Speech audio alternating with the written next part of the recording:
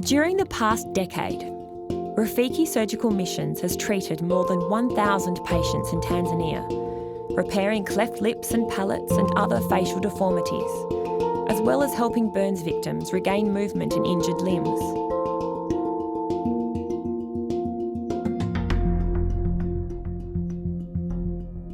Yeah, I mean, one thing you think sometimes and you hear people say is that your surgery is just a drop in the ocean because there's so many people in Tanzania with problems. And to a certain extent, there's a little bit of truth in that. But when you meet the people and you see that little one drop has had such a dramatic difference to their lives, and it's not just that one patient, it's their family, it's their friends, it's the entire village, you really feel that you really are making a really significant difference to all these people's lives.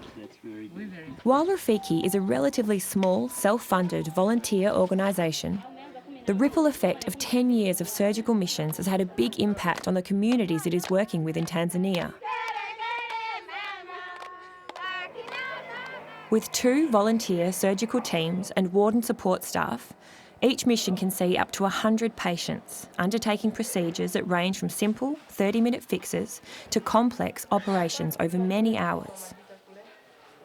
While on past missions, many of the surgical teams have recuperated from their 2 gruelling weeks by going on safari to experience Tanzania's amazing wildlife.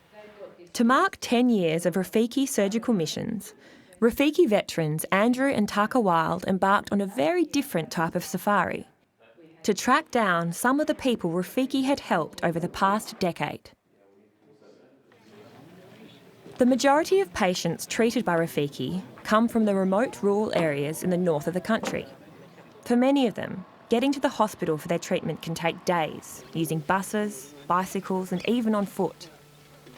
I knew the patients were coming often from pretty isolated places, and that was certainly the case. Sometimes you'd drive for 2 or 3 hours just to find a tiny village where the patients were, and there'd be nothing for miles around, and sitting in one little mud brick house, and that's where the patient and their family lived.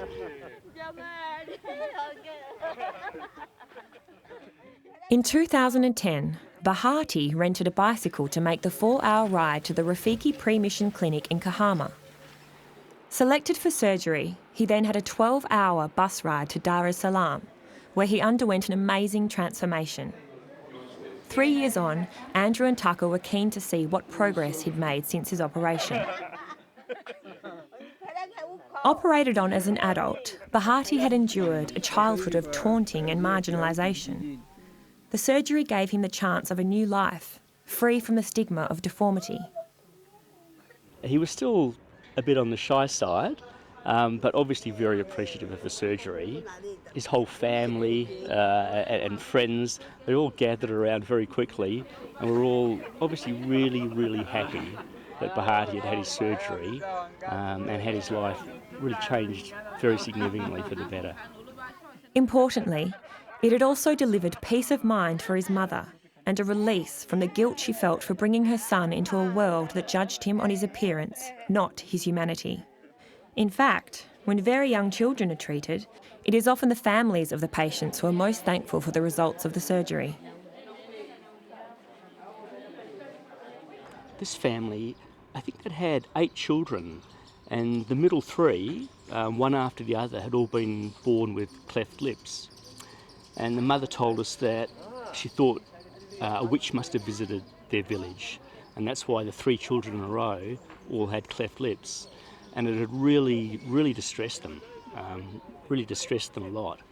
And so they had the lips fixed, 2 of them on one mission, and then the 3rd one on another mission, I think.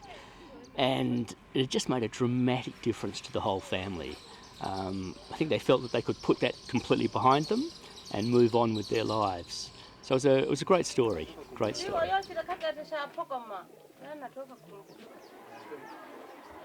We have heard many stories of children with clefts who were previously poor students, returning to school after their surgery with a new desire to learn, quickly integrating with their peers and going on to excel at their studies. I think it's very easy when you're doing the surgeries just to see the people as patients, and you've got a job to do. You do the job, then move on. But when you go and visit them 2 or 3 years later, you can just see what a fantastic change it's made to their lives. Sadly, over the years, the teams have seen many cases in Tanzania where early treatment would have prevented a lifetime of health and social issues. And being able to provide real help to people with very real health issues is the essence of the Rafiki surgical missions. Simon had a terrible problem, which had started when he was about 3 years old, so he'd had it pretty much his whole life. And it had resulted in really the side of his jaw and mouth being eaten away. And as his mouth developed, his teeth jutted out. He didn't really have a proper mouth at all. His mouth was all to the side, so when he ate, the food went absolutely everywhere. Very, very disfiguring. And even his brothers said that until he'd had the surgery, nobody could really put up with eating with him. Only his parents would eat with him. And some of the people in the village were really quite scared of him. While not an everyday Rafiki procedure, over many hours in the theatre, the surgical team was able to rebuild Simon's face. And he can now join in with his family's meal times and festivals. No more hiding in the background. I mean, I always knew that it was really worthwhile surgery, certainly for the patient.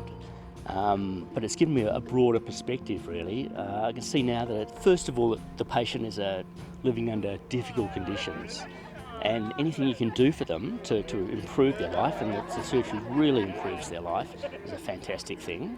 But it also has the flow-on effect to their whole family, their whole village, and everybody who's known them and sees what's happened. So the effect of the surgery is much greater than I'd ever thought, really. So it really does encourage me and reminds me that it's such a worthwhile thing to be doing. As Taka and Andrew's safari came to a close, it became clear to them that in these close-knit communities, where family strength is a key to survival, the work of the Rafiki surgical missions is opening doors to a better future. Every procedure that is undertaken makes a difference, and every life that is changed makes the community stronger. Asante Rafiki.